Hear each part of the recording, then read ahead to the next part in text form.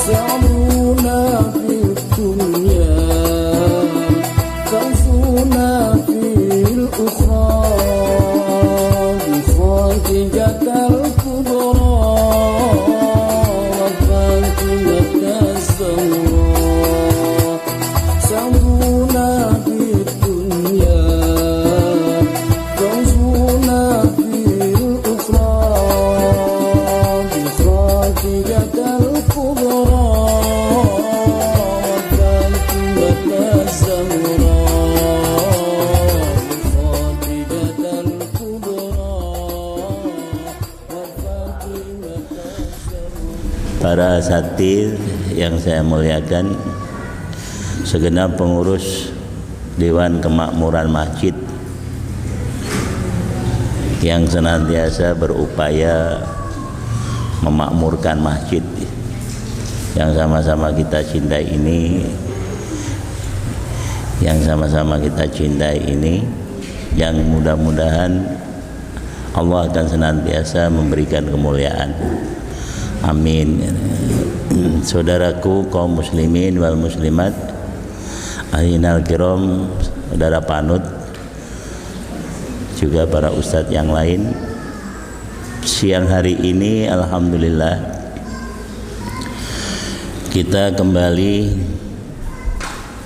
disilatul arhamkan oleh Allah dalam keadaan senantiasa sehat wal afiyah. Sehat yo afiyah, waras seger. Waras nggak sehat yo repot. Selamat, waras, sehat, insyaallah dunia akhirat kita. Amin ya rabbal alamin. Mari kita bersama-sama untuk membaca kitab halaman yang ke 109. Ya Ustaz ya. Nggih. Bismillahirrahmanirrahim.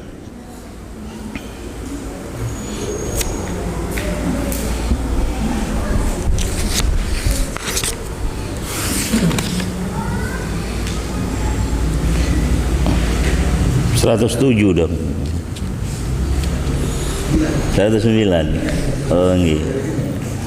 Asani nggih. Oh berarti Mak Manut absen. Bismillahirrahmanirrahim. Asani, dimana pakai bahasa Jawa aja ya. Terkibnya biar bener nih. Asani utawi kang nomor loro. Utawi ini mubtada. Utawi kang nomor loro iku itu khobarnya. Izalatun najasati, ngilangin najis. Adapun yang kedua itu menghilangkan najis. Najis an badanil musolli. An badanil musolli, dari badannya orang yang sholat. Songko awake wong kang sholat. Wasaubihi, lan pakaiane, dan pakaiannya orang yang sholat. Jadi untuk sholat itu badannya harus bersih dari najis, pakaiannya harus bersih dari najis. Itu Bu, ketetesan sedikit aja air kencing anak kita nggak boleh pakai sholat. Biasanya kalau di perumahan-perumahan itu yang agak susah itu kan menjaga ini. Rumahnya gede-gede, anaknya masih kecil-kecil, terkadang dari kamar mandinya juga jalan di ubinnya terkadang terkadang hanya dilap tok, yang penting kering, padahal hukumnya masih najis. Nanti terus kita gelarin sajadah untuk sholat di situ, sholatnya sah nggak? Nggak sah.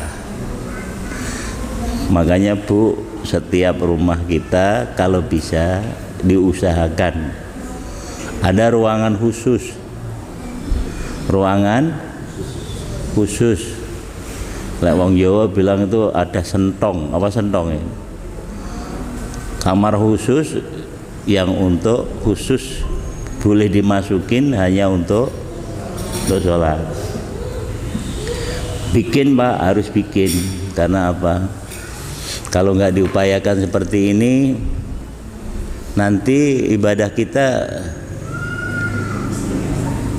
khawatirnya Allah nggak terima.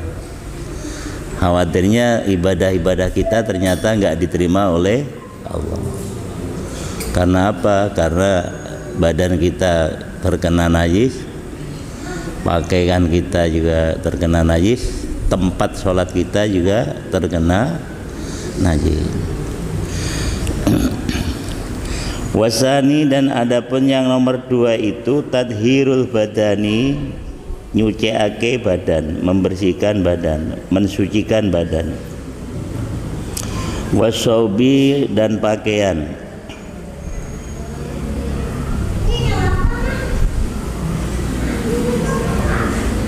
Wal musola, dan tempat untuk sholat, dan tempatnya untuk sholat. Anin najasi, dari bermacam-macam najis, macam-macam najis. Terkadang banyak cecek, lalu kotoran cecek. Kotoran cecek najis nggak Bu? Najis. Kotoran cecek itu najis. Najisnya mutawasitoh. Jadi cara menghilanginya, zatiahnya harus hilang, baunya juga harus hilang. Kalau Imam Syafi'i ya harus rasanya hilang. Ya walaupun nggak harus dijilat ya. Kalau hilang baunya, insya Allah rasanya hilang. Tapi kalau masih ada baunya, itu masih najis. Sama seperti kotoran kita. Kalau kita habis buang hajat, air besar itu kan ibu apa? Ibu bersuci ya, bersuci cebok. Itu kok ada masih baunya di tangan, suka dicium nggak Bu? Jangan malu-malu Bu. Harus dicium Pak. Kalau nggak dicium mana tahu itu udah bersih atau belum.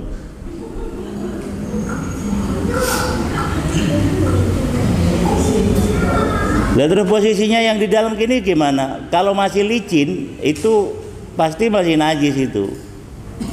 Kalau udah peret tuh baru. Kalau udah peret itu pun terkadang kalau termasuk jenis yang dimakan itu makanan yang susah, seperti jengkol, pete atau apa itu baunya. Makanya para ulama hikmah itu Pak, males makan itu bukan nggak butuh makan, tapi males makan. Karena apa? Orang dari najis ya. Jadi mentingin isi perut itu 11 enggak. Bahkan kalau keisian makanan itu agak nggak mau gitu, nggak mau. Makanya kan terkadang ada yang 3 hari nggak mau makan ini, dan makan hanya sekedarnya, hanya sekedar untuk menjaga ruhnya itu nggak keluar. Beda dengan orang-orang yang memang obsesi hidupnya hanya untuk makan. Kayak apa itu? Kayak apa Bu? Kayak apa? Ya, sapi. Kayak sapi itu ya nggak ngaji, ya nggak mau sholat. Tapi ada yang ke masjid nggak? Ikut ngaji gini ada nggak? Nggak ada. Nggak ada ya Pak ya? Nggak ada. Obsesinya apa? Ghiroh, himmah, cita-cita hidupnya ya cuman itu. Makan, minum, tidur, kawin. Kan minum, tidur, Kalau udah itu anggapannya udah wis nggak pernah mikir, saya nggak sholat, saya nggak ngaji, saya nggak, orang Islam kok nggak ikut-ikut merjuangkan agama, mikirkan syiar agama, nanti saya gimana kalau mati, itu nggak pernah terlintas mungkin dalam naudzubillah min. Alhamdulillah kalau kita ditolong Allah, diberikan hidayahnya Allah, sehingga kita punya kesadaran itu, dan ini harus dipupuk supaya semakin ikhlas, supaya semakin ikhlas itu nggak ngedumel, nggak ngerundel. Anda ya nggak apa-apa sih, pertama kurang-kurang ikhlas dikit ya. Tapi lama-lama mudah-mudahan ikhlas ya. Li'annan niyata saufa tasih. Lama-lama kan kalau diniati bisa ikhlas, bisa bener. Deh Bu ya. Jadi yang nempel di kita, kalau najis itu masih di dalam, belum keluar, itu nggak masalah. Allah, kita menghadap Allah zat yang maha suci, gembol najis itu nggak masalah Pak. Allah nerima. Tapi kalau sudah keluar, itu harus dibersihin Pak. Ya minimal pakai sabun lah, pakai sabun. Terus ukurannya ya bener. Dulu kalau kita suruh praktek sama kiai itu, sampai begitu itu suruh praktek Pak. Ya baunya gimana? Makanya kuku yang panjang itu yuk bahaya juga gitu. Iya, apalagi kukunya di tangan kiri gitu. Lah itu masih, kalau masih sisa sepringkil aja kan.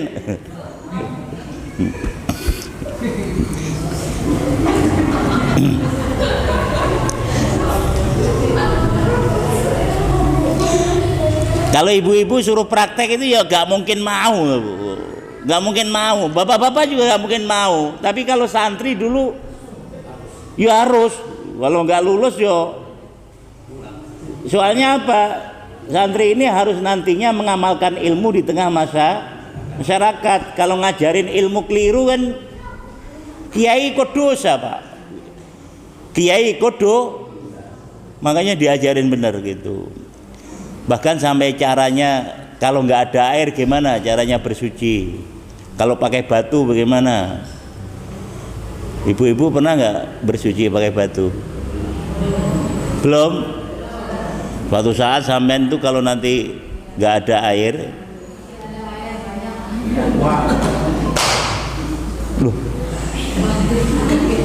air banyak ya sekarang. Coba kalau nanti itu udah kering, gimana ya Bedo? Kalau pakai tisu bisa suci nggak? Nggak bisa suci. Pakai daun bisa suci nggak? Nggak bisa suci. Pakai genteng, pecahan genteng, ya. Pakai batu. Dan caranya juga gak gampang, harus yuk. Apa gak sekedar ngosok-ngosok.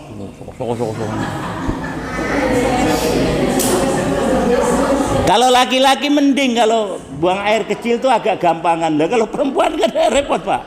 Makanya bloweh begitu kan, jadi.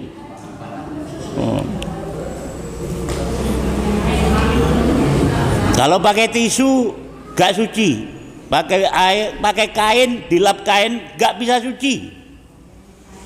Jadi pengganti daripada air itu adalah batu. Kalau untuk istinja, kalau untuk wudhu namanya debu, namanya Jadi ini undang-undang langit, undang-undang Bu. Pak, ini syariat langit ini. Jadi syariat ini langsung dari Allah, nggak sembarangan. Jadi bukan karangan DPR, MPR yang ada di Senayan sono, bukan. Ini legalitasnya ini langsung dari Allah, dan kebenarannya adalah mutlak. Kebenarannya adalah mutlak. Cuman tinggal manusianya aja mau nggak diatur supaya cara hidupnya baik dan benar. Gitu aja udah. Kalau yang mau namanya orang iman, yang nggak mau namanya yang mau namanya orang iman, orang Islam, yang nentang namanya, sampean jawab, yang nentang namanya apa? Itu yang kenceng. Yang mau namanya orang mukmin terus menjalankan namanya muslim, yang nggak mau coba mau dituntun sama Kanjeng Nabi, tuntun sama Allah.Ilo mas, lek sampean pengen hidupnya itu dunia aman, selamat, sentosa, terus di kuburannya juga aman, selamat, sentosa, di akhiratnya nanti juga aman, selamat. Soalnya Bu, manusia itu walaupun dikasih pikiran, akal, secerdas apapun, 10 kali Habibie lah cerdasnya gitu, atau 100 kali Habibie. Pak Habibie itu kan terkenal IQ-nya luar biasa, cerdas. Tapi kalau dilepas, manusia dilepas gitu, suruh mencari jalan hidup agar bisa menuntun kehidupannya selamat dunia akhirat, gak ada yang bisa Pak, pasti akan sesat menyesat. Saya nanya satu aja Bu, satu aja, gak usah puluhan. Alamat neraka di mana? Tahu? Alamat surga di mana? Gak ada yang tahu. Karena nggak ada yang tahu, inilah Allah kirim Nabi dan Rasul untuk menuntun, membimbing, memberi petunjuk. Kenapa dikasih petunjuk, dikirim Nabi Rasul? Karena Allah saking sayangnya sama hambanya yang namanya manusia. Sampai walakot karomna bani Adam hamalnaum fil bari wal bahri, itu aku muliakan anak cucunya Adam, aku muliakan Allah, aku muliakan anak cucunya. Bu, ini yang pelajari betul ya, karena apa? Urusan najis ini Rasulullah jalan-jalan Pak, berhenti Pak. Karena apa? Ternyata di dekat kuburan ini, berhenti di kuburan ini, di dalam kuburannya itu adalah mayatnya lagi disiksa Pak, gak berhenti. Wakbuk. Terus sahabat Nabi nanya, ya Rasul, ada apa berhenti? Ini mayatnya ini lagi disiksa. Apa sebabnya mayat ini disiksa? Ternyata yang satu senengannya adu-adu, namimah no. Senengannya no? Senengannya ngedu-ngedu loh. Ngedu-ngedu. Ngene ngedu menungso, ngedu jangkrik, ngedu ikan cupang, ngedu manusia diadu-adu, tukang ngadu-ngadu, ngadu-ngaduin apa sih? Namimah nih napa? Naklu kalaminas, memindah perkataan manusia ke orang lain yang tujuannya untuk merusak, tujuannya untuk yuk itu loh kemarin ngomong katanya sampean itu miara tuyul. Langsung labrak yang digituin. Namanya apa Ki? Namanya Ki? Namanya apa? Ngadu? Mbak, suamimu Mbak, suamimu saya ngelihat di sono Mbak sama cewek. Langsung, padahal cewek itu yo neneknya. Lah mulutnya udah kadung rusak kan begitu tuh Bu. Mulut itu udah kadung nggak pernah mikir itu kok gitu, nggak pernah mikir. Naudzubillah min. Makanya pantas orang begitu di kuburannya ya disiksa terus. Karena apa? Dosanya itu nggak karuan banyak dan nggak sadar. Orang yang punya hobi begitu itu, naudzubillah min. Bu, dijaga betul ya. Istilahnya kalau orang tua saya ngomong itu gini, Bin, kamu hidup di dunia itu ada lihat dilihat, ada lihat di, Bu, Kang lihat sesuatu Yus, ada lihat dilihat. Kalau nggak seneng merem, kalau nggak seneng Jangan malah diplototin nanti untuk bahan apa? Bahan apa? Bahan ngerasani, bahan ghibah, bahan adu-adu, merem.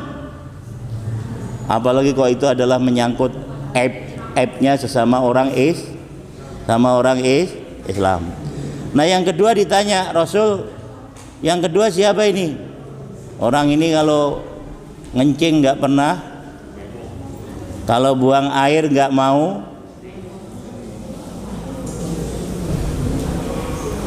Yo saya kalau di jalanan yo cebok atau Pak Ustadz, ceboknya pakai apa? Air kopi. Lu nggak sah air kopi. Air teh, boleh air teh? Air mateng, air rebusan itu. Aqua, air kelapa.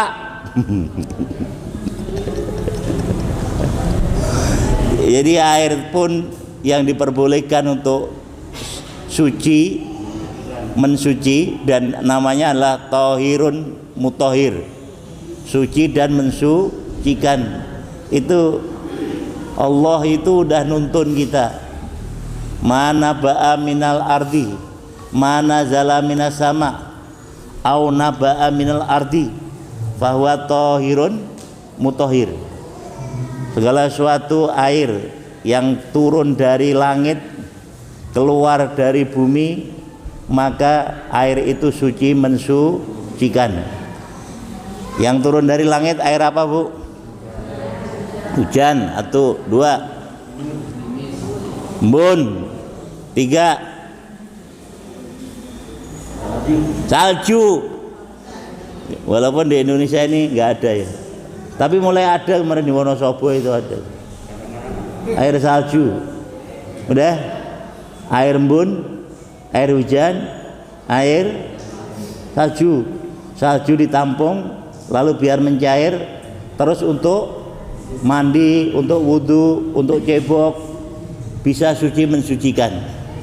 Air embun ditampung banyak, lalu untuk Bu, kalau di daratan kulit hitam sono, di mana itu? Saking nggak adanya air, itu kalau membuang air satu gelas saja hukumannya mati. Hukumannya mati bener, karena yang nggak adanya air. Alhamdulillah di negeri kita air melimpah ruah, bahkan terkadang sampai kelelep. Ya toh, sampai apa? Ngelelepin orang, nganyutin orang. Alhamdulillah, ya.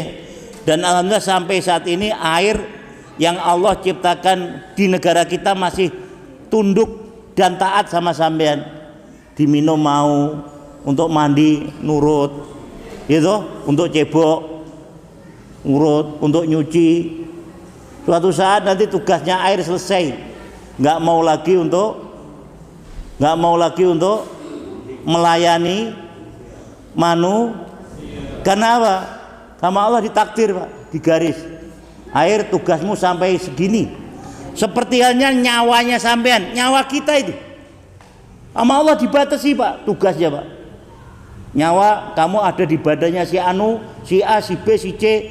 Tugasmu sekian tahun. Setelahnya itu kok sudah garis ini memang sudah habis, nyawa ya langsung pergi. Nggak ada kok pamitan sama sampean gitu, walaupun sampean yang ditempatin. Ada orang mati pamitan dulu itu, nyawanya sampean pamitan gitu. Sampean kenal nggak sama nyawa sampean? Kenal mboten? Aku yo ora kenal, nyawaku yo nek endi. Tapi ini ditakdir oleh Allah.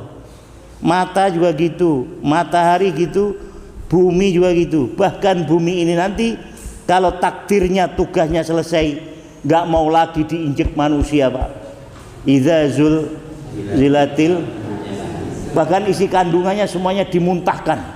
Bumi, tugasmu selesai, buang semuanya yang selama ini menjadi kandungan berat bagimu, dimuntahin. Wa akhrajatil ardu asqalaha wa qalal insanu yauma idzin tuhaddisu bi anna rabbaka. Jadi mumpung Bu, takdirnya semua yang ada di badan kita, di lingkungan kita, di alam semesta ini masih nurut sama kita, pergunakan yang sebaik-baiknya untuk memperbanyak amal soleh kita. Bu, mata ini nanti juga dibatasi Allah. Sekarang bisa ngedip, nanti merem terus nggak mau melek. Mulut juga gitu Pak. Nggih Bu. Mulane sampean hati-hati, sayangi diri kita sendiri, jangan mengisi kehidupan yang cuma sangat sebentar ini kayak mereka yang nggak ditunjuki oleh Allah, oleh Rasulullah. Saya teruskan. Bismillahirrahmanirrahim. Oh, ini jadi Nabi yang orang yang disiksa satunya orangnya kalau buang hajat, buang air, nggak mau cebok, nggak mau bersuci, iya. Atau bersuci tapi nggak sempurna, sebetulnya masih utamanya kalau ibu-ibu, bapak-bapak yang usianya udah di atas 40 Pak, coba ya, itu hati-hati. Itu kalau udah di atas usia 40, terkadang kita udah cepo itu nggak kerasa keluar lagi Pak, curut gitu. Man ngerasain gitu nggak Pak? Belum ngerasain ya? Masih muda berarti. Nanti kalau udah agak tuanya beneran, jenenge lokrek ya, lokrek. Wis baute wis dol. Bu, laki-laki perempuan sama aja. Jangankan kok namanya nahan apa? Baru berdiri itu sudah hewes gitu. Saya dulu punya bude, aku pengen nguyuh, ngadeg pengen nguyuh, ngadeg langsung ecer. Lah ini kalau sepanjang jalan mulai dari rumah sampai ke dapur sampai kamar mandi bersihnya nggak bersih Pak, nyucinya nggak bersih, apalagi nanti sendal harus copot karena UB-nya udah bagus, keramiknya udah bagus, cuman di laptop. Terus kita ini naik ke atasnya, loh ini sholat kita ini nggak pernah sah ini. Sholat kita nggak pernah. Anak kita sama yang masih kecil. Jadi kebalikannya orang tua yang sudah seperti itu adalah anak kita yang belum tamyiz, anak kita yang belum benih itu loh. Anak yang belum benih ya sama, ya ngencing ya pokoknya ngencing. Nanti kalau sampean sudah tua, namanya udah manu amirhu nunakisu fil khalqi afala takilun apa yakilun? Boleh yakilun, boleh takilun. Kalau nanti manusia ini diberikan umur panjang oleh Allah, maka dia akan kembali seperti asal kejadiannya semula. Asal kejadian semula itu apa Bu? Ya balik kayak bayi. Anak bayi kalau nggak disuapin nggak mau makan, nanti udah sepuh begitu kolokannya seperti anak. Makanya Ibu, kalau kebetulan sampean kok masih punya orang tua yang seperti itu, kebetulan ini sampean kebetulan, insya Allah sahabat dijamin masuk surganya Allah. Sampean rawat bener seperti ngerawat sampean dulu waktu bayi. Rabbi ghfirli wali walidayya warhamhuma kama rabbayani, sambil ngerawat, mandiin orang tua, nyuapin orang tua, bahkan nyebokin. Jangan kok orang tua malah dititipin di mana sih? Iya. Sampean karma nanti. Anak sampean nanti ganti gituin sampean itu. Orang tua nyusahin, buang aja. Apalagi udah kaya, punya istri, istrinya juga solihah. Lah wis kemuayune kaya ngurusin orang tua wis gak bakalan itu. Apa Nut? Makanya Bapak-bapak kalau yang pengen nikah lagi itu jangan nyari istri yang cakep-cakep, yang jelek-jelek aja.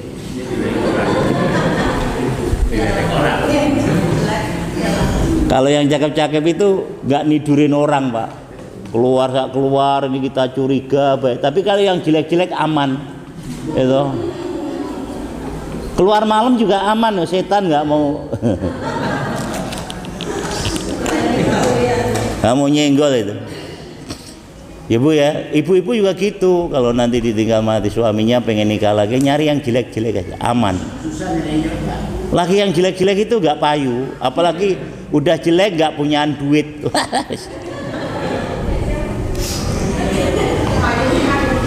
Yang penting soleh, bu, soleh, ngajak ke surga gitu.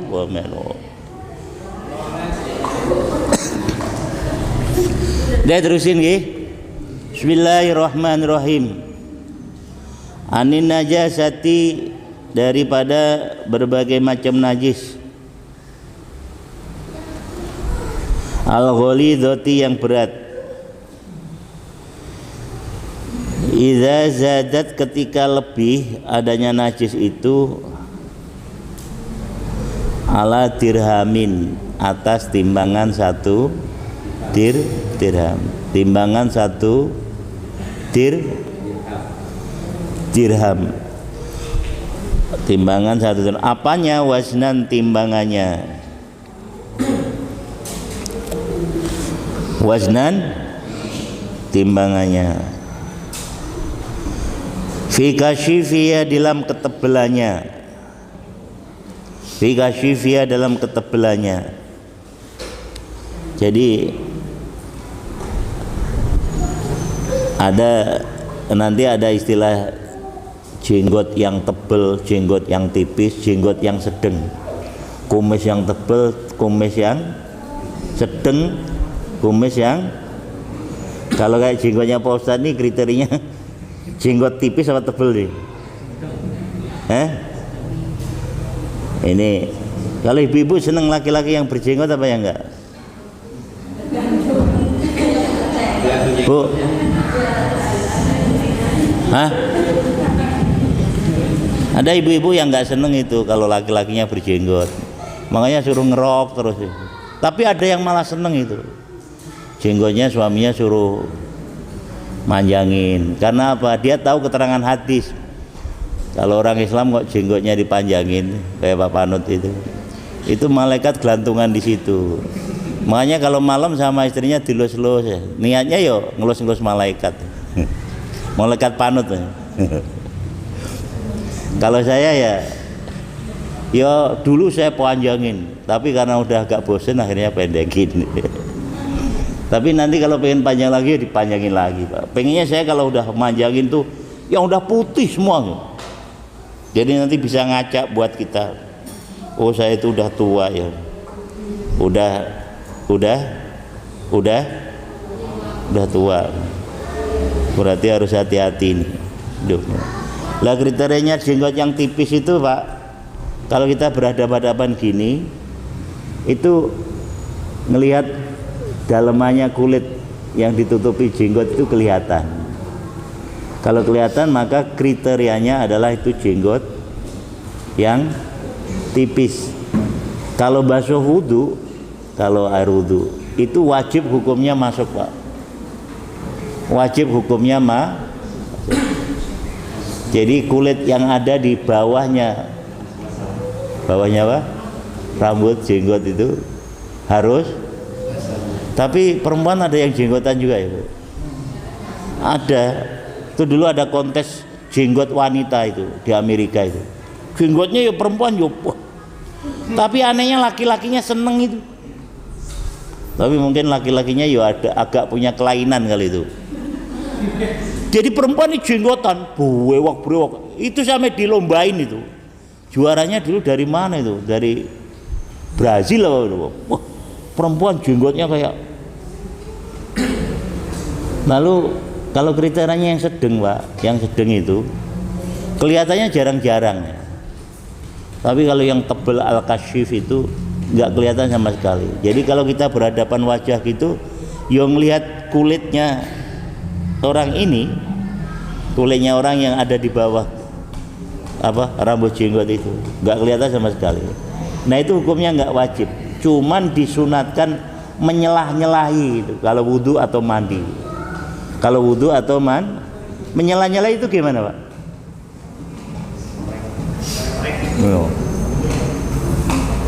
Itu Ibu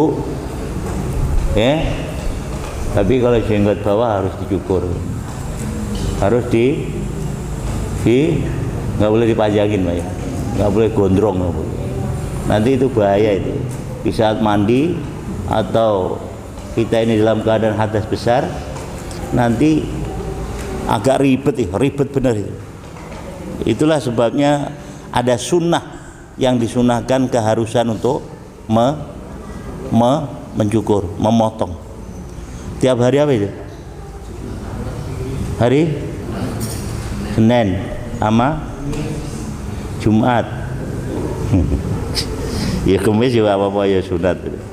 Senin, Kamis, Jumat. Bahkan seminggu itu sunahnya 3 kali itu.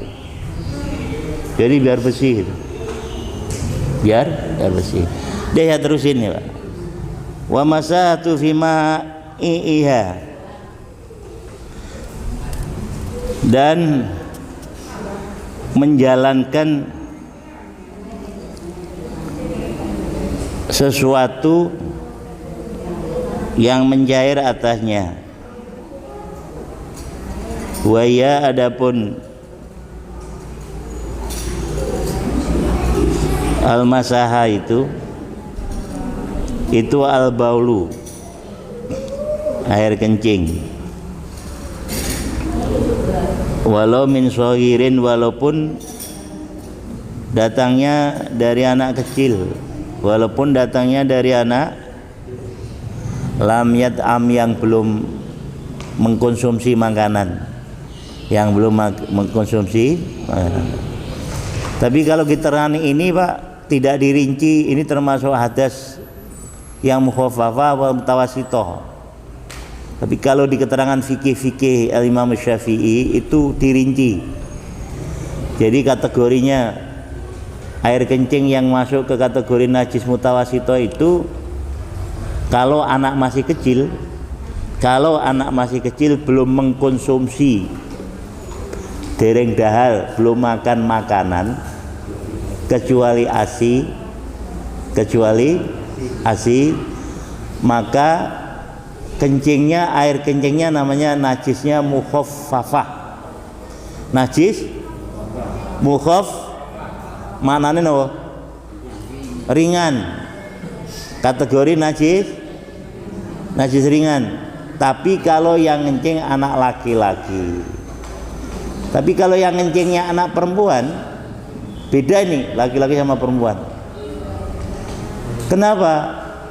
Kalau perempuan walaupun belum makan makanan selain minum asinya ibu, tapi yang kencing perempuan najisnya udah mutawasithah. Jadi sama-sama anak bayi, tapi jenis kelaminnya itu beda, maka yang dihasilkan keluar daripada anak ini Pak, air kencingnya itu hukumnya adalah beda. Kalau anak laki-laki namanya mukhaffafah, yang belum makan selain ASI orang tuanya. Kalau perempuan namanya mutawas. Cara menghilangkannya juga lain. Kalau najis mukhaffafah itu cukup diguyur, selesai. Itu enggak harus membutuhkan persyaratan yang lain. Misalnya apa? Harus dicium baunya, harus hilang warnanya, atau bahkan hilang rasanya, enggak. Yang penting udah diguyur, insya Allah udah menjadi suci. Tapi kalau najis mutawasithah itu harus dihilangkan baunya, dihilangkan warnanya, dihilangkan rasanya. Mutawasithah. Makanya yang tadi kriteria yang diterangkan di awal, bahkan cirinya kalau najis itu masih ada, kalau najisnya mutawasithah, maka dicium itu baunya masih ada. Dan ini dipraktekin betul Pak. Kalau kita ini di masjid atau di pondok, kalau itu ada kotoran cecek atau kotoran tokek, itu sama kiai suruh bersihin. Ayo coba dipraktekin gimana caranya menghilangkan najis mutawasito, bersihin. Kalau dulu kita makanya gosokinya pakai apa? Kupasan kulitnya kelapa itu Pak, sabut kelapa. Kalau sekarang kan lebih banyak lagi ya alat yang bisa untuk itu. Gitu. Misalnya yang pertama pakai kertas koran, setelahnya itu bersih, hilang warnanya, hilang, baunya hilang, rupanya.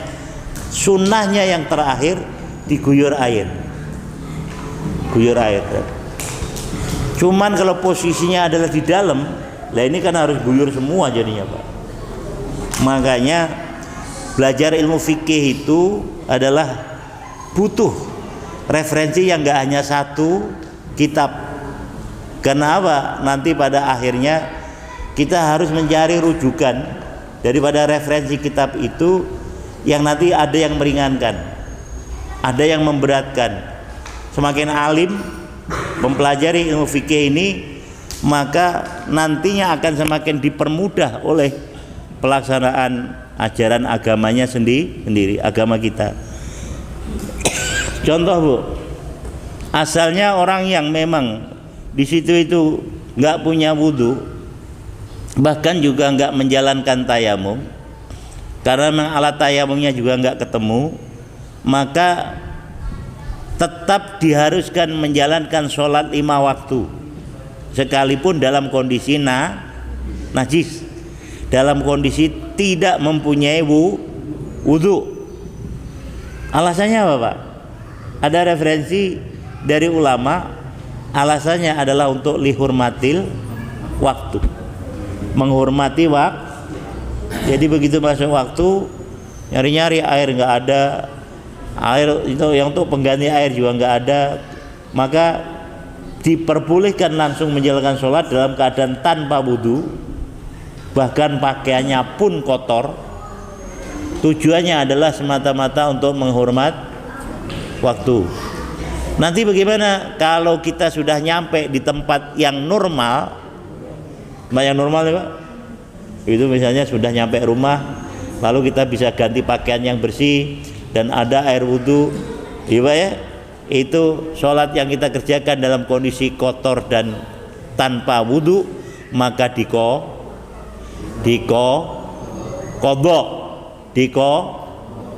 jangan nggak disolat, jangan nggak dikodok. Kata Allah, bagaimana kalau kamu punya hutang kepada manusia, wajibkah kamu membayar hutang itu? Wajib. Lalu bagaimana kalau kamu punya hutang sama Allah, apakah juga wajib membayar hutang itu? Wajib. Termasuk ibu-ibu yang sampai bulan ini misalnya karena kemarin punya utang puasa karena halangan, itu cepatnya harus dibayar. Jangan sampai nanti sudah sampai datang lagi bulan Ramadan ternyata belum 1 hari belum kebayar, datang lagi Ramadan yang akan datang, itu kalau sampean bayarin 1 tahun puasa terus nggak kebayar, makanya bahaya Bu. Cepet dibayarin utangnya. Ibu punya utang berapa hari, udah puasa Ramadan kemarin, tapi udah lunas semua kan ya? Udah? Ada yang belum. Nah kalau ada yang belum, lo ngapain aja waktunya itu lo? Cepat dibayarin Bu. Karena apa? Kalau nunda-nunda gitu nanti, kalau ahli hikmah itu nasihatnya gini, jangan nunda-nunda ibadah, karena nggak tahu umur kamu sampai apaan. Tahu-tahu ntar mati. Lah kalau nggak tahu, punya keluarga nggak tahu punya utang puasa, nggak tahunya udah meninggal, ini repot ini. Termasuk sholat kalau sudah masuk waktu, secepatnya sampean dikhawatirkan umur kita ternyata nggak ngerti keluarga yang meninggal itu kalau dia belum sholat, lah punya tanggungan sholat menghadap sampai Allah, ini utang yang belum paham Ibu? Kenal aja Pak ya. Kenapa kalau kita masuk waktu, kalau bisa secepatnya kita sholat. Juga kalau kita membayar hutang, kalau masuk waktu itu maksudnya ya kriterianya kalau udah nyampe di tempat yang normal, atau kalau Ramadan sudah keluar dari bulan Ramadan, maka cepat harus dibayarkan hutang-hutang kita yang selama bulan Ramadan itu terhalang, tidak bisa menjalankan puasa. Mudah-mudahan nanti Allah Subhanahu wa taala akan semakin sayang kepada kita semua. Akan semakin sayang sama sampean semua. Karena apa? Perintah-perintahnya tepat dijalankan sesuai dengan yang digariskan oleh Allah Subhanahu wa taala. Amin ya rabbal alamin. Wal ghaiti dan air besar. Wal ghaiti dan air besar. Wal mani dan air. Wad dami dan darah. Wal khomri dan khomer. Khomer itu najis ya. Minuman keras itu itulah sebabnya haram hukumnya dikonsumsi. Di dalamnya ada mengandung apa? Kalau pembersih lantai apa untuk pencuci tangan ini ada alkoholnya nggak Pak? Ada. Lah, mana ini untuk nyuci masjid? Mana ini kalau untuk nyuci tangan? Udah nggak usah pakai yang pakai alkohol Pak ya, pakai sabun aja. Cuci tangan pakai bersihin masjid yo pakai nyiapin jamaah yang datang ke masjid yo disiapinya sabun atau rinso itu. Jangan apa? Ya kalau memang itu ada unsur alkoholnya itu najis. Kalau pakai sholat gimana hukumnya? Iya Pak. Iya Pak. Aku sebetulnya agak resiko ngomong gini tuh nggak enak.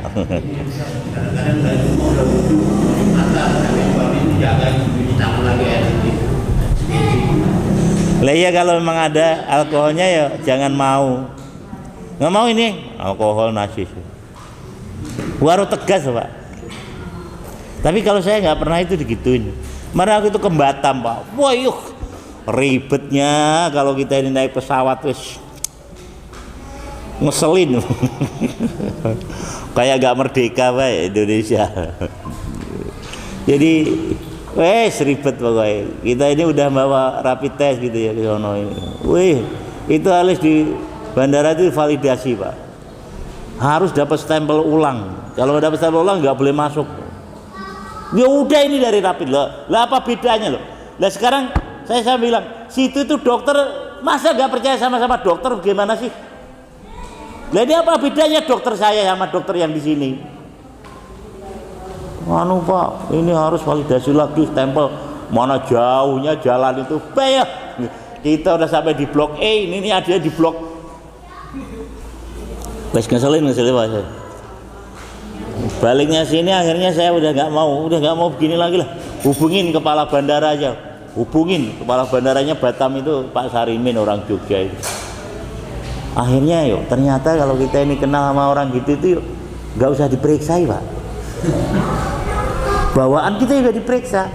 Berarti bisa masuk narkoba segala macam itu yuk kayak gini nih Pak. Gara-gara begini nih. Lah untung saya orang soleh. Nggak bawa apa-apa, cuman bawa balado teri dari Batam. Sama apa itu kopi.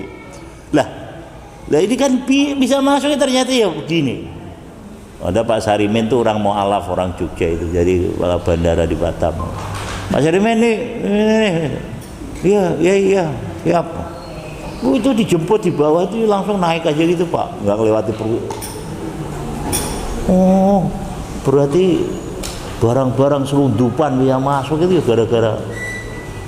Dan ini kalau nggak diawasin ya kan repot Pak. Itu, rakyat kecil, sengsaranya mau. Jadi gitu ya. Jadi ini hanya sekilas info aja. Jadi gitu ya. Kalau memang itu adalah yang mengandung alkohol, nggak usah. pakai sabun aja, ibu ya, pakai rinso yang memang itu nggak mengandung alkohol. Apalagi itu nanti kok kena baju kita, lalu untuk sholat akhirnya nempel, itu wajib dicuci karena itu adalah barang al-khamru najis, khamr nggih sami. Minyak wangi yang ada alkoholnya yo jangan. Bu, yang biasa pakai minyak wangi yang semprotan tuh, kalau yang dipakai sholat yo jangan yang ada alkoholnya, karena alkohol itu nggak usah harus wanginya loh, yang wangi yang selain itu kan banyak, ibu ya, pakai bunga mawar kayak apa, bunga melati atau apa itu. Yang aman yo kapur barus. Minyak kayu putih, minyak kayu putih malah wanginya enak. Kalau minyak nyong-nyong itu kan puyeng malah Pak, itu makanya malah saya dibawain itu banyak itu minyak apa itu, Ja'faron apa sama misik ya. Baunya nempel di baju itu seminggu gak hilang. Jadi ya terkadang kita akhirnya kasihan yang di samping kanan kiri kita ya, kalau cocok, kalau nggak cocok kan sholatnya jadi nggak khusyuk, walaupun sunatnya pakai minyak, tapi kalau minyak wanginya membuat kanan kiri kita nggak khusyuk yo jangan dipakai lah, jangan apalagi yang ada alkoholnya Bu ya. Bu, mau kondangan semprotin sampai segala yang beralkohol itu, nanti kalau sampean sholat yo bajunya harus diganti, nggak boleh dipakai. Badan. Iya. Mandi dulu. Ya kalau nembus ke badannya harus mandi. Kenapa? Allah ini Maha Suci dan tidak akan pernah mau menerima yang menghadap kepada Allah yang tidak suci. Makanya nanti Bu, latihan bersuci ini adalah harus benar, karena adalah target endingnya nanti Pak, sampean ini ditempatkan di tempat yang oleh zat yang maha, yaitu surganya Allah. Di sono nggak ada najis, perempuan juga nggak ada lagi yang men, nggak ada yang nifas, nggak ada lagi yang buang apa, air kecil, air besar, semua yang sampean konsumsi nanti jadi keringat. Lah keringatnya itu wanginya kayak, keringatnya gede-gede kayak mutiara gitu. Dan sampai nanti meninggalnya sekalipun udah tua gitu, kalau di surga umurnya kembali muda Pak, umurnya kembali muda seperti umurnya Isa waktu diangkat ke langit ya. Mudah-mudahan Pak, jadi kita gak usah masalah, yang kecil matinya yo nanti malah dituain, yang udah tua yo malah dimudahin. Bismillahirrahmanirrahim. Wal arwasi, dan kotoran binatang. Kalau al-ghaid itu kotoran manusia, air besarnya manusia, namanya apa Bu? Ya udah tahu lah, nggak usah harus disebutin. Kalau al-irsi itu adalah segala jenis kotoran binatang, ya kotoran kambing, kotoran sapi, kotoran kerbau, kotoran unta, kotoran semua yang keluar dari binatang namanya al-irsi. Al-arwath. Wa anil khafifafi idza balagot rub'us saubi wa huwa bauluma. Wa anil khafifati, dan daripada najis yang ringan, idza balagot, ketika telah sampai rub'as saubi, pada seperempatnya baju. Wa huwa, adapun al khafifah itu bauluma, air kencingnya binatang,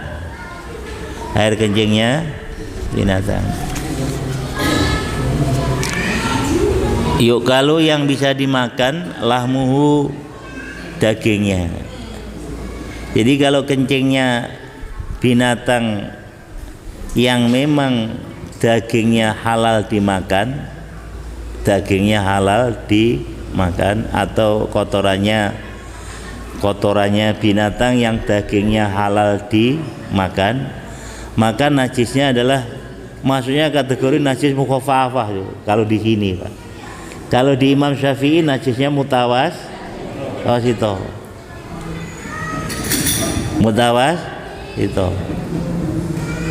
Gitu. Makanya di bawah ini, Pak, di bawahnya garisnya kitab itu rujukan keterangan, misalnya menurut Imam Hambali, menurut Imam Hanafi dan Imam Syafi'i, menurut Imam Hanafi, menurut Imam Maliki, keterangan di bawahnya garis itu, Pak. Jadi nanti panjenengan sampean itu nggak usah harus terpaku atau terperanjat dengan keterangan yang ada dalam teksnya ini, karena apa, di bawahnya ada penjelasan rujukan yang longgar, longgar gitu, Pak. Tinggal sampean milih mau dimasukkan kategorinya kategori apa gitu ya. Karena apa, hakikatnya fikih, sekali lagi, semakin banyak referensi yang kita ambil, maka akan semakin mempermudah cara ibadah kita kepada Allah Subhanahu wa ta'ala. Gak ada dalam ibadah kita justru diperberat, gak ada. Yang memperberat ibadah itu yo biasanya ilmunya emang gak ada, Pak. Ilmunya pas-pasan. Apalagi dengan justifikasi dikit-dikit salah, dikit-dikit neraka, sesat, bid'ah. Lah itu memang gak ada ilmunya, udah gitu aja. Memang gak ada orang semakin banyak ilmunya akan semakin longgar, gampang menjalankan ibadah kepada Allah itu. Paham ya? Kalau misalnya nggak ada makanan, saya nanya, nggak ada makanan sama sekali, terus adanya cuman bangkainya teman kita yang mati di tengah-tengah medan perang, boleh nggak sampean makan bangkainya? Jadi fikih itu mempermudah, Pak. Terus gak ada makanan, gak nemu makanan, adanya cuman minuman, air gak ada sama sekali, adanya air kencingnya onta. Itu yang menjadi polemik, katanya itu halal, itu ya itu, Pak. Loh, air kencing itu ya najis, tapi kok akhirnya halal itu loh, siapa yang ngomong? Terus akhirnya ada yang nge-share kemana-mana, kalau pengen punya penyakit ini, tadangin air kencingmu pagi-pagi diminum. Loh, ada gitu ya, Pak? Lah kalau untuk sakit mata itu gak dimakan, gak diminum, dileletin tok gak apa-apa, statusnya mutanajis, statusnya mutanaj. Jadi anggota badan kita kena najis itu bisa dicuciin, tapi kalau diminum, lah itu barang haram. Selagi masih ada yang halal yang lain, maka nggak boleh kita memakai yang haram. Tapi kalau sudah nggak ada, maka boleh. Bolehnya pun juga nggak boleh kemaruk. Ngerti kemaruk nggak? Oh begitu. Wah, daging manusia itu nggak tanya enak ya pahanya. Besoknya ketagihan, besoknya lagi ketagihan. Loh, bolehnya cuma lagi darurat. Dulu ada isu kiai kok nikah tanpa wali, tanpa ada saksi, tapi nggak ada wali. Loh, lah kalau memang orangnya janda itu kan boleh nggak pakai wali toh, Pak? Karena kalau janda itu boleh menikahkan dirinya. Misalnya di sini ada janda itu, sekarang saya ngelamar itu, disaksiin sama jamaah sini, Bu, sampean mau saya nikah, mau Pak Ustadz. Disaksiin, ini saksinya banyak, terus langsung akad, gak pakai wali, sah nonton? Ya sah, ada akad, ada saksi, ada calon pengantin laki-laki perempuan. Dan yang kita nikahin orang janda kok, kecuali perawan. Lah kalau perawan harus ada wajib ada kok nggak pakai wali, nikahnya nggak sah, bawa kabur, akhirnya ngangkat wali hakim. Itu apa-apaan itu? Anak sekarang kan banyak yang nekat gitu. Lah masih orang tuanya masih seger buger kok dianggap udah mati gitu loh. Kurang ajar oh, nggak bakalan berkah itu, pasti nggak berkah orang kayak gini. Naudzubillah min dzalik. Kalau memang paham ya Bu? Paham ya Pak? Ya. Jadi kalau dagingnya itu kok haram dimakan, maka najisnya bukan mukhafafah. Kalau keluarnya dari babi, yo najisnya mughal. Keluarnya dari anjing, yo najisnya mughaladhah. Keluar dari kucing, mutawasitoh. Mutawasitoh itu air kencingnya kucing, kotorannya kucing, mutawasitoh. Tapi yang halal dimakan dagingnya mukhafafah. Kotoran ayam, kotoran sapi, kotoran kambing, mukhafafah. Cuman keterangan di kitab ini, Pak. Tapi kalau di keterangan kitab lain, semua kotoran binatang dan kencingnya binatang dikategorikan najisnya mutawas. Itu tinggal sampean ngambil, tambah pengalaman satu, ilmu satu. Mana yang harus saya ambil? Air kok lagi banyak, deh masukin kategori mutawasitoh. Kok airnya cuma dikit, masukin kategori mukhaf. Enteng, gampang ya? Ngerti nih? Jadi sebetulnya saya ingin ini nanti bawahnya juga dibaca gitu. Supaya apa? Referensi rujukannya di dalam memahami keterangan hukum fikih ini sampean akan semakin luas. Itu tidak apa? Tidak kuper, tidak kerdil pemahaman, tidak jumut dalam memahami keterangan agama. Bismillahirrahmanirrahim. Wa baulul farasi, dan adapun kencingnya kuda, wa damu samaki, dan darahnya ikan tuh.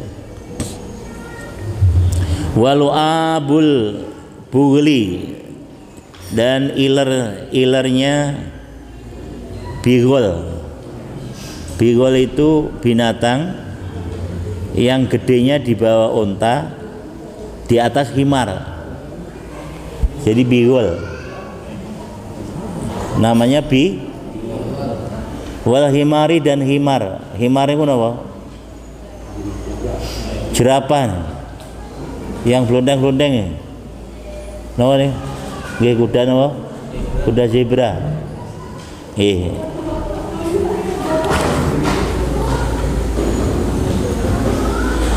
Wahur itoirin, dan kotorannya burung gereja, burung dara, burung kacer, burung-burung. Layuk kalau yang tidak bisa dimakan lahmu, dagingnya. Lahmu, burung gereja halal apa haram? Bu, burung gereja halal haram? Halal. Burung emprit halal. Burung merpati, burung kacer, murai batu haram, Pak. Itu murai haram itu dimakan dagingnya. Misalnya mau mati kok disembelih itu. Saya punya temen itu, karena lomba murai itu juara itu, ditawar 150 juta itu. Nggak dikasihin, mati. Mewek ke rumah. Mewek. Nggak mau ngapain mewek. Burungnya kapundut. Wong mano bahasane kapundut kaya ulama. Mano ya mati. Manoke mati piye. Ya mati ya wis wong bayi. Umur entel. Wingi ditawar betul angsal, ya kuwi paling gak oleh kuwi. Burung trocok, kutilang, halal haram. Nih, jadi menyikapi najisnya kotoran burung ini tergantung, Pak. Dagingnya halal enggak? Kalau haram, kategorinya itu. Kalau halal boleh dimasukkan mukhafafah, boleh dimasukkan. Tapi tetap kalau saya mantep apa yang telah diterangkan oleh Al-Imam Syafi'i mutawasitoh. Jadi semuanya mutawas.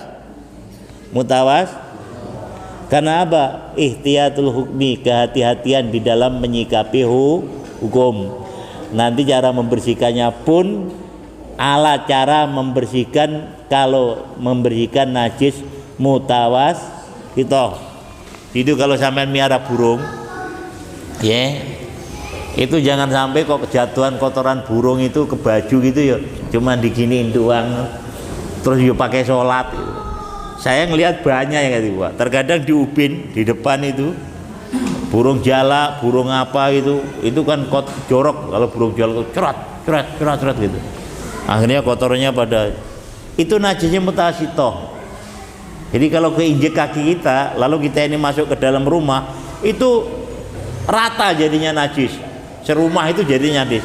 Apalagi diinjek anak kita lari-larian udah naik ke kamar, ke tempat tidur lah kok. Udah rata najisnya, Pak. Gitu. Makanya hati-hati kalau memang punya seneng hobi yang begitu, biar hati-hati. Jadi ternyata ilmu fikih ini komplit benar dan akan memberikan bimbingan yang sebaik-baiknya buat kita umat Islam. Oleh karenanya, Pak, jangan berhenti menuntut ilmu, karena nanti semakin luas keilmuan kita, insya Allah akan semakin mudah kita menjalankan agama kita ini. Bismillahirrahmanirrahim.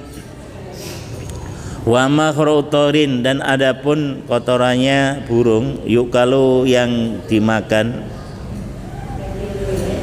dagingnya, kalau menurut di sini nih fatohirun, maka suci, nah ini, Pak, ada yang menyatakan dos suci, ada yang menyatakan mukhafafah, tapi Mas Syafi'i tetap mutawas itu.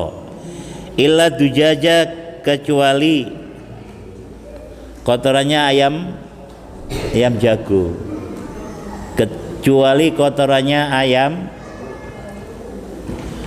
Jadi kotorannya ayam sekalipun dagingnya halal, ayam halal Ibu, halal, pahanya Ibu mau, dadanya, lehernya, cekernya mau, ususnya,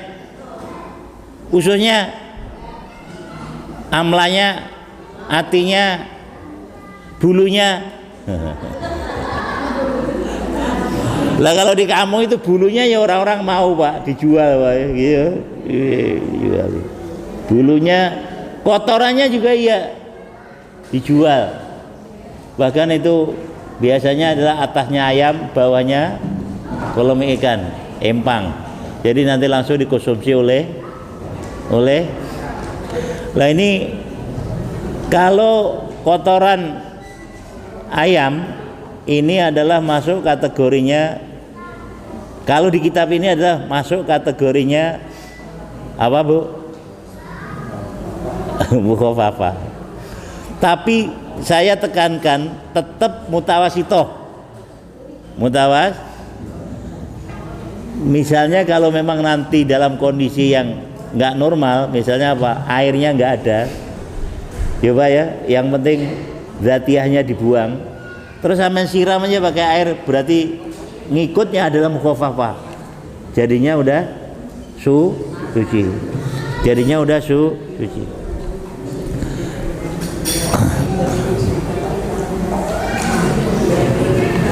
Wal iwazi, dan angsa, kotoran angsa.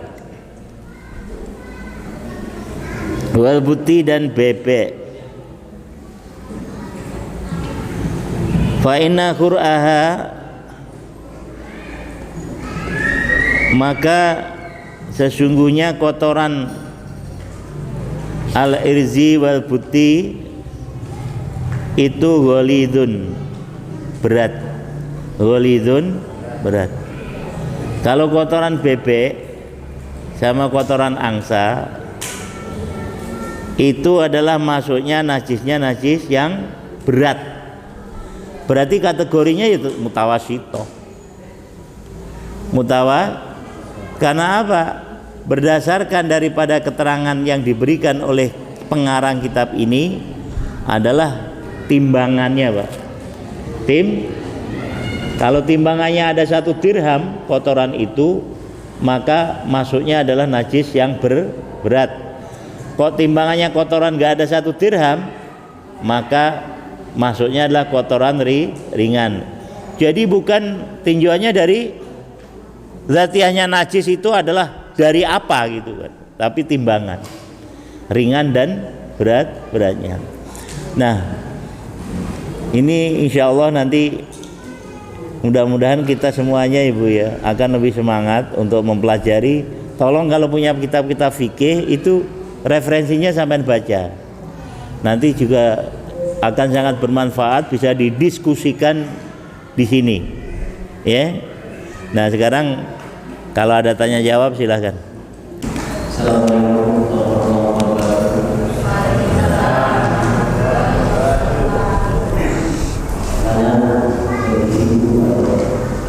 Jika seorang muslim mengaji atau ilmu asal mendapat izin dari seorang muslim, maka tersebut dalam bahasa istrinya baik khusus apa menuntut ilmu dapat izin suaminya. Hukumnya apa gitu? Yang nggak diizinin suami nuntut ilmu. Bu, kalau suami nggak ngizinin istrinya nuntut ilmu, sedangkan suaminya sendiri nggak ngajar ilmu, dosanya itu numpuk suaminya itu. Bahkan kewajiban suami itu kalau dirinya nggak bisa ngajar istri, wajib hukumnya memanggil guru. Itu konsekuensinya janji suami, saya akan menafkahi istri saya lahir dan batin. Kalau harus mengeluarkan biaya untuk gaji guru, ya harus dikeluarkan. Misalnya saya punya istri nggak ngerti caranya sholat, padahal orang Islam, nggak bisa baca Quran, ya suami harus nyariin guru. Nggak ngerti hukum bagaimana sholat itu yang baik dan benar, wudu, ya harus nyari guru. Lah kebetulan di sini tuh digagas oleh DKM ada kegiatan majelis taklim, maka belajar bersama begini, ya mestinya suami malah seneng, malah dorong. Karena apa ya? Suami kan nggak ikut gaji, gratis istrinya ikut ngaji, gratis sama bayar. Bu, gratis sama bayar. Aturan jangan mau gratis atau uang nuntut ilmu. Kalau kesini disiapin gitu, disiapin ya. Karena kalau ibu ngeluarin duit yang gede pun untuk ilmunya Allah, sampean berarti membiayai agama Allah. Kalau sampean ngurusin biaya agama Allah, sampean diurus Allah, pasti diurusin Allah. Makanya kalau kesini sampean bawa duit, jangan kebalik. Kalau mal bawa duit, kalau kesini ya bawanya yang merah-merah, yang biru-biru itu. Kalau ke mall bawanya yang apek-apek, yang lepek-lepek itu. Ya. Jadi gitu ya Pak Manat ya. Dosa besar kalau ada suami yang larang istrinya untuk ngikut ngaji.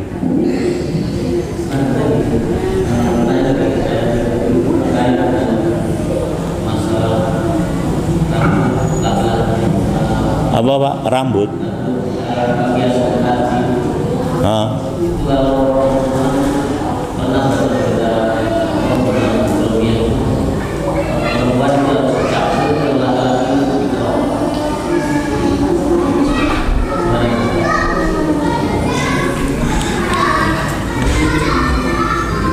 Jadi bahasanya di sana itu gini.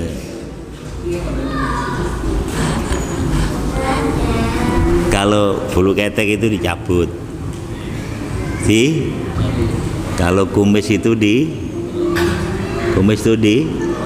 rok, kalau bawah itu dikerok, bawah itu ya dikerok, kalau dicabut yo nyeng gitu Ustaz.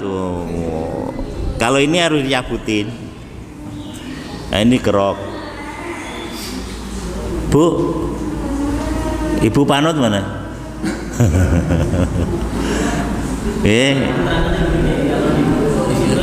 Cabut supaya hilangnya nafsu wanita. Cuma tetap itu saya baca istri ya. Enggak, digunting aja, digunting. Kalau memang ini digunting aja. Digunting ya Pak ya. Ya jangan digerok.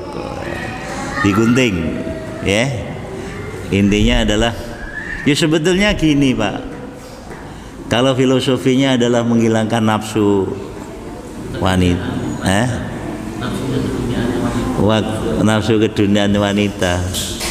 Malah jangan nanti sampean kerja malah nggak mau nerima duit. Punya istri kerjanya capek, suami setiap dikasih duit nggak mau ah. Emang kenapa Bu? Ogah saya duit, ogah. Udah ada belum istri nggak mau duit itu? Tiap dikasih duit sama suaminya nggak mau gitu malahan. Bahaya nanti Pak Wayun malahan. Udah di itu aja, digunting ya Pak ya, digunting. Gunting ya Pak ya. Kon itu hukumnya sunat.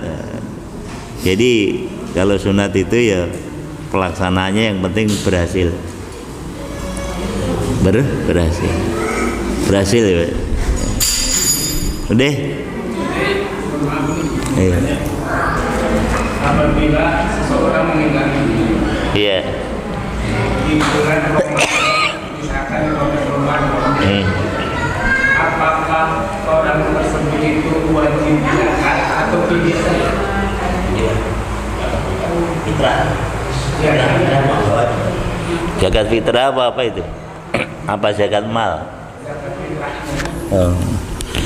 Satu, orang yang wajib zakat itu Pak, orang yang menemui terbenamnya matahari di malam Idul Fitri, malam takbiran. Jadi kalau meninggalnya kok sebelum terbenamnya matahari, apalagi tanggal 15 Syawal Ramadan, nggak wajib bayar zakat. Tapi kalau meninggalnya setelah terbenam matahari meninggal, itu udah wajib zakat fitrah. Nggih. Karena apa? Menjumpai terbenamnya matahari di malam Idul Fitri itu. Nggih. Sebaliknya kalau anak lahir gimana? Bayi lahir. Kalau lahirnya sebelum terbenamnya matahari, lalu menjumpai terbenamnya matahari, maka wajib bayar zakat fitrah. Kok lahirnya setelahnya terbenam matahari, setelahnya maghrib itu udah takbiran baru lahir, maka nggak wajib bayar zakat fitrah. Iya, karena apa? Anak ini adalah belum termasuk kategori yang diwajibkan membayar zakat fitrah karena lahirnya setelah terbenamnya mata. Betul nih Pak, bedanya betul nih. Itu Pak Sati. Pun, nggak ada lagi, Bu. Alhamdulillah kalau nggak ada berarti alim ini. Ibu-ibu udah alim ini bapak ya ibu. Gih, pun betul-betul gih. Mungkin manfaat. Ini sudah bayar fitrah sebelum Syawal, sebelum terbenam matahari. Terus dia sebelum itu meninggal. Kalau sebelum terbenamnya matahari nggak wajib. Jadi meninggalnya sore sebelum takbiran dia meninggal. Lah iya nggak wajib. Nggak wajib. Nggak. Tapi udah bayar. Ya nggak apa-apa.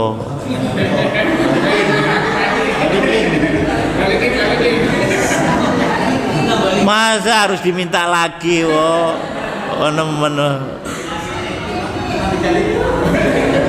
Itu mata bondonen ini. Nih, suami saya nggak jadi bayar, mana berasnya kemarin? Loh kenapa Bu? Lah udah mati sebelum terbenamnya matahari ya. Lah kok nemen mentobu sampeyan wong ndi lho, wong Kebumen wong ndi. Ngoten nggih. Bang nggih. Lah enggak ada, Pak.